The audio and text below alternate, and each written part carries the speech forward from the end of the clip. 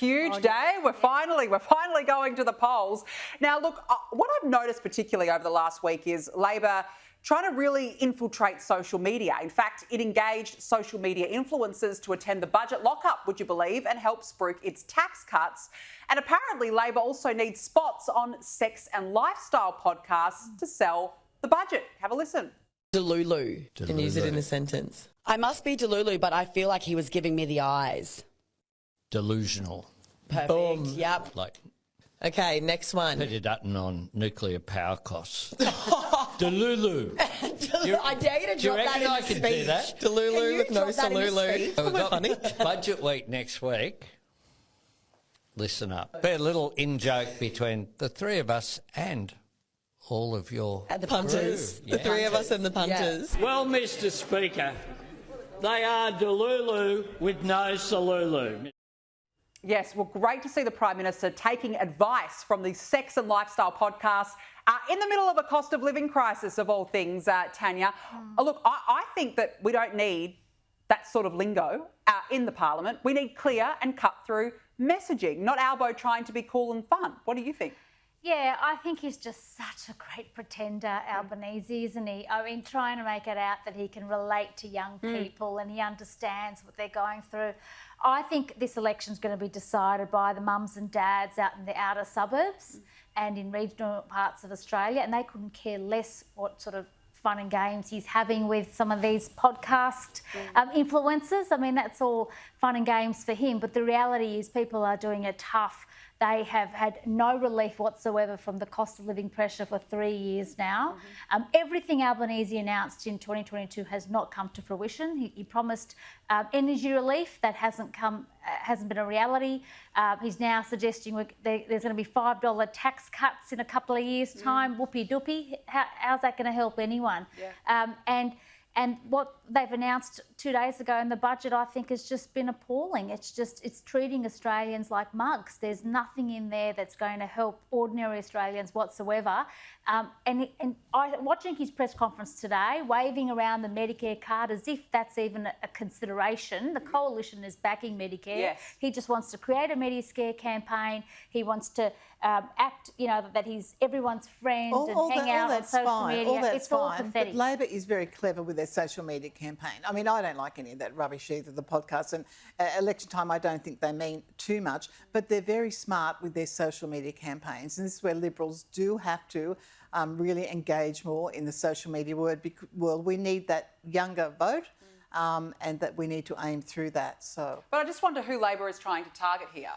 Oh, look, they're just sort of young messaging. women, What demographic Young are they women. trying to when they go Delulu, whatever, Salulu, whatever he was saying young there. women and just generally cool. He wants to be cool. I mean, I think it just makes me sick. I can't. I agree. I just think it's a distraction, Tina, to be quite honest, that he's taking advice from. But this they're podcast. covering every aspect where they can place adverts and try and win a vote over. They're super cool at this. They're very good at it, and I think we're going to lift up our game. Liberals will do that in the social media. All right, well, stay tuned for that. And look, I want to speak more actually about ads because the major parties have released their early campaign ads. The Coalition's message is let's get Australia back on track. Have a look.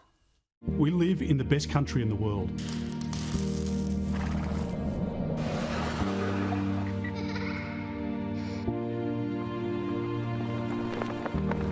But right now, it's at a turning point. Too many are having to make sacrifices just to afford the weekly shop and pay their bills. This election is a choice about who can help Australians get ahead by managing our economy better.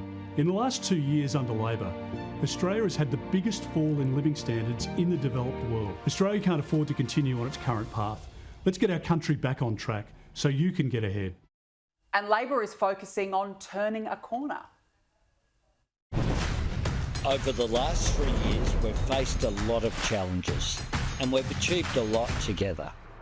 We delivered a tax cut for every taxpayer and energy bill relief for every household. We've taken action on climate change. And as the first government with the majority of women, we've put gender equality at the heart of every decision. We're going to keep fighting for you because now is not a time for cutting and wrecking. It's a time for building Australia's future. Together. And that's just the start. I'm sure, Tina, as it goes on, we'll see Dutton painted as this big, bad, boogeyman. But two very different strategies. Based on that, we win. Why do you say Without question.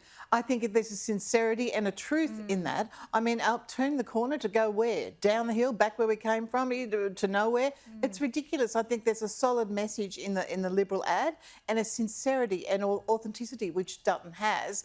But Albo, you can see, is just, it makes no sense. It's the Labor ad's very like bang, bang, bang, It's bang, about bang, volatility. bang. They want people to feel uncomfortable and have anxiety. I mean, that's what that is. It's trying to capitalise on the volatility that we're seeing internationally. That they've created. In part, and they want people to feel, look, let's stay with what you have now. And that's what this is about. That's what that ad is about. It's about sort of creating that kind of anxiety in voters to think that they don't want change, and it's a worry to some extent. I thought Dutton's ad there was excellent because it's a bit of ambition, there's a vision, and Tina's quite right. It was very sincere. And there's living standards have gone down, and people need to. And now's the time to act. We can't wait. We can't have another 3 more years of Labor killing our living standards. Dutton's ad makes you feel there's a safeness about it, where you're almost being embraced, and I think that'll work. Yeah, but this turn the corner line that Labor is now peddling out, turn the corner where? Where are we turning the corner? I hope they keep that up. Absolutely. Now, look, I just want to get onto another story because taxpayers have forked out more than $35,000 on a single sit-stand desk designed as a prototype for parliamentarians by the Department of Parliamentary Services. Tanya, is this another reason why we need Doge? We absolutely need Doge in Australia, don't we? But, why don't they do what everybody else does? Go to IKEA or Kmart or, Officeworks. There's a lot of other places you can buy a much cheaper desk. It's appalling to think that $35,000 per whatever this new desk is being handed out to public servants. What a luxurious expense at a time that people are feeling the pinch. I mean, it is just arrogance, really, isn't it? Total arrogance.